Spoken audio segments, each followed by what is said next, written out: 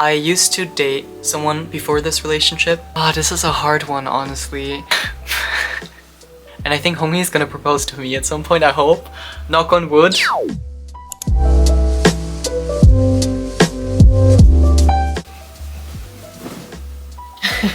Hi guys, and welcome back to my YouTube channel.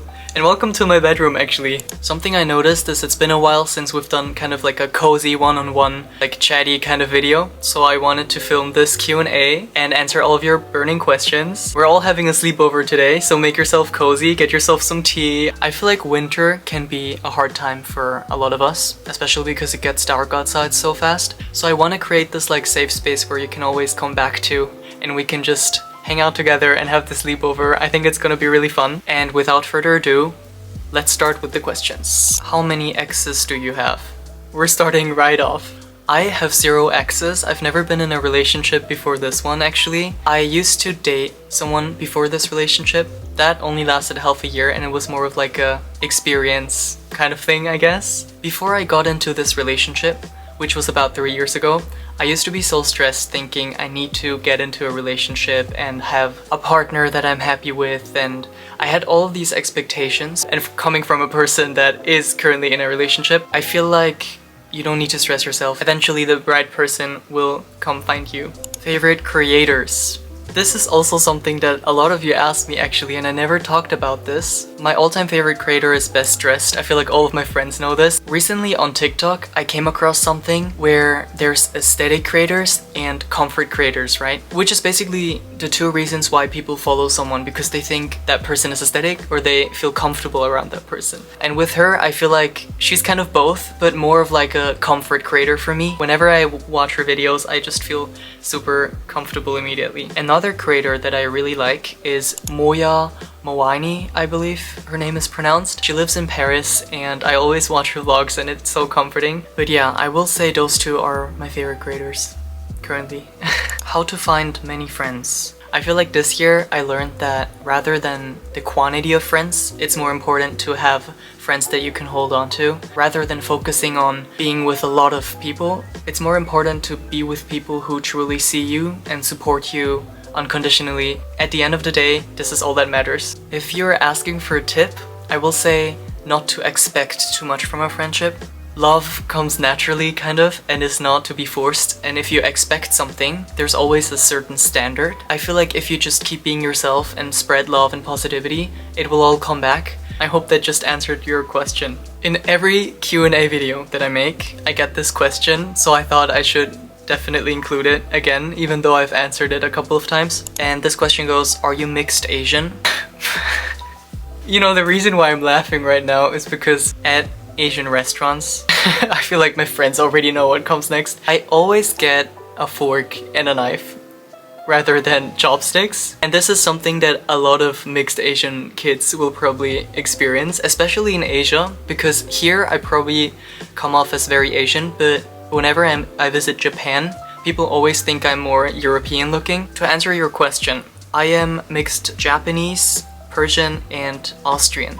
Have you ever come out to your parents, and if yes, how was that experience? Do I have a story for you? I was 17 by that time, and it was basically right when I finished shooting the first season of Spotlight, which, for those who don't know, I am an actor and I started acting when I was 17 for a series on Nickelodeon called Spotlight. It was really just like a time of self-discovery, and by that time I met a lot of open-minded and creative people, and it kind of gave me the last push that I needed to, I don't know, be open about who I am, I guess. I never had this like typical coming out that a lot of people consider. But back to the question, I told my parents that summer, I believe it was 2018. They were so accepting about it, especially with this generation being much more open-minded. I feel like there's a brighter future for everyone, and it also makes me very happy that people like me or people who would have needed a safe space are, you know, finding peace within themselves and their circle.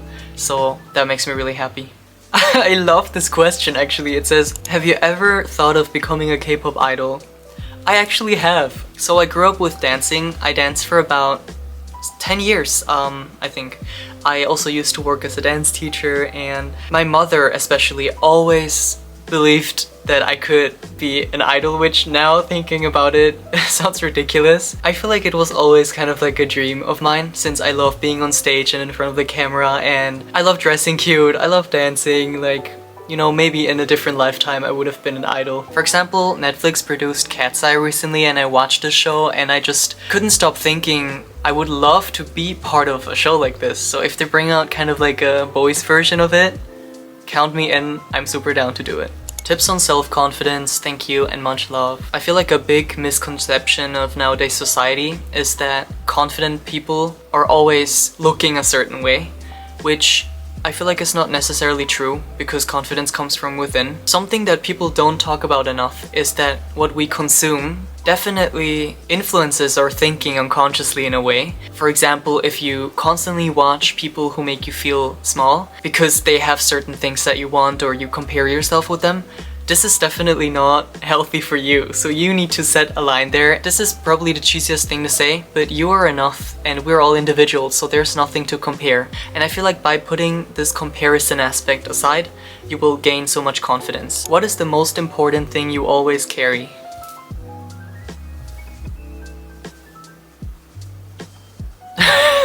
Would you like to marry your boyfriend? Surprisingly, a lot of people ask me this. And I guess we were kind of like getting into an age where people are getting married, you know, like my first friends are getting married slowly, and it's so bizarre to me that this is kind of happening right now. I don't know, it kind of sounds fun to bring family and friends together in one place and to all have a celebration that is about us. I don't know, that sounds kind of nice. So yeah, definitely. Would I do it in a religious setting? In like a church? Probably not. But I will say I will do it in more of like a celebration kind of way.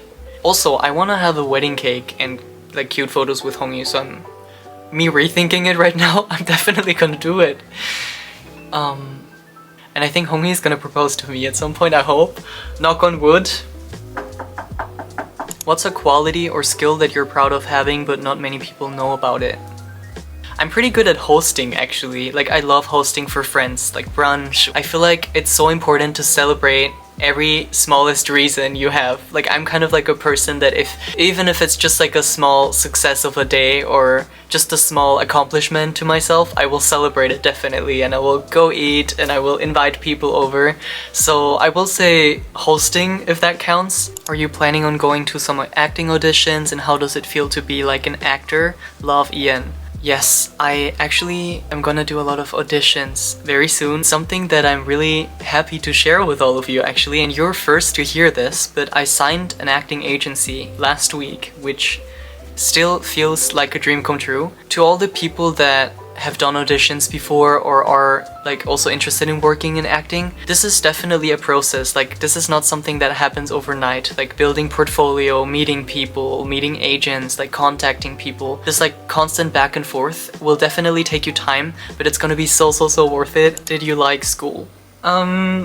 I don't know if I really like the system of school, to be honest. Like I often felt like, I know it's such a privileged thing to say, and I'm really grateful I got the education that I got. On the other hand, I can't help but think that for the future I would love if there were more subjects who could actually help us in a day-to-day life. For example, like, I don't know, like how do I care for my family, like mental health stuff, like therapy, you know, therapy at school. Back to your question, I will say I liked school. Holy grail makeup product. Put out your notes, I'm gonna pull out my favorite products. Let me start with cushions actually. My favorite cushion is from Missha. In my opinion, Heimish and Missha are my all-time favorite. My all-time favorite concealer is from NARS. And the last product that I can think of is the Dior Pearl Highlighter.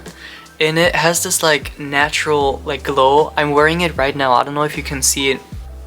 It looks so natural. I kinda like natural looking products. Advice to a 17-year-old boy who looks up to you, how to deal with adulthood. Oh, this is a hard one, honestly. When it comes to adulthood, I will definitely say there's some things that you cannot really change about your past or childhood or whatever it is.